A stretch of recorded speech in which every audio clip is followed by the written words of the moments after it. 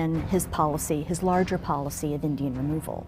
This led to the Second Seminole War, which was 1835 to 1842, and became the largest and costliest of the so-called Indian Wars.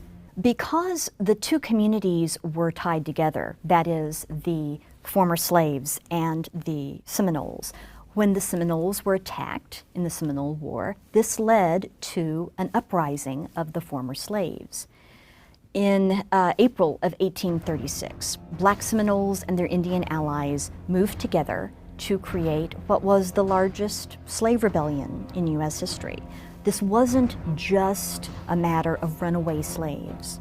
More than 385 plantation slaves ran away from their masters and joined the Black Seminoles, essentially in laying waste to the Florida sugar mills, which were some of the most valuable areas, plantations in the whole continent.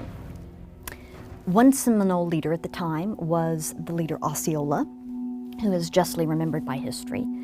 Another leader who rose up at this time was John Horse, who was ethnically a Black Seminole, and who would ultimately lead his people on a long and trying exodus for their freedom.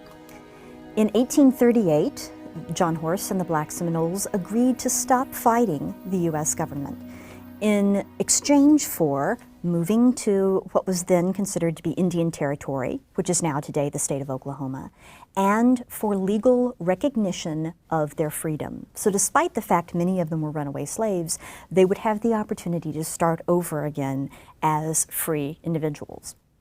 Once they moved from the Everglades to Indian Territory, however, they found that their freedom was under attack, both by whites and by other Native Americans.